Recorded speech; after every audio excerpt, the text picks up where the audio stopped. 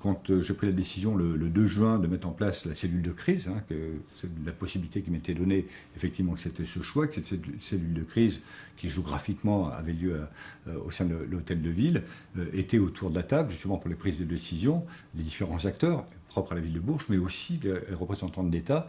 Et quand il a fallu prendre des décisions, notamment d'ouvrir ou non, je dirais, les fameuses pelles du plan d'eau, c'est une décision collective. Et je rappelle que la responsabilité de l'État, dans ces situations-là, de la gestion en fait, des ouvrages, est la responsabilité de l'État.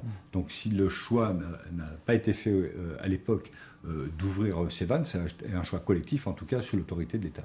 Parce que c'est ça, qu'est-ce qu'on reproche concrètement à la ville de Bourges? Si on revient en 2016, qu'est-ce qu'on vous reproche?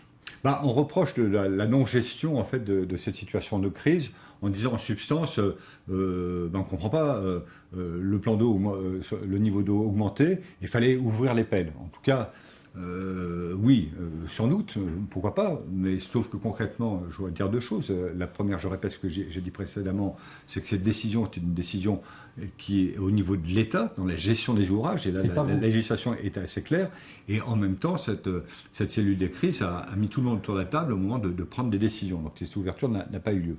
Et deuxième élément qui est aussi important, alors j'essaie de l'imager un peu de manière à ce que ce soit concret pour l'ensemble de vos téléspectateurs. Je prends l'exemple de la baignoire.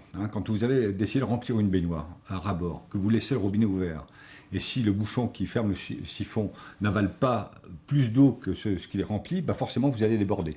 Et quand on regarde les photos, les vidéos qui ont été faites à l'époque, on voit bien qu'ouverture ou non des pelles, de toute manière, le plan d'eau débordait. Donc voilà, c'est pas le sujet de l'ouverture et de la fermeture des pelles qui est en question, c'est un problème d'inondation, et surtout aussi le fait qu'il y ait eu une décrue à un moment donné, une recrue, et ça je souhaitais, j'ai demandé de façon très explicite à l'État, qu'il y ait une enquête administrative qui justifie ou non d'ailleurs des éventuelles décisions qui a pu être prises à un moment donné au-delà peut-être du territoire du département du Cher, pour s'assurer que les conséquences de cette inondation est bien imputable à 100% à la ville ou peut-être à d'autres.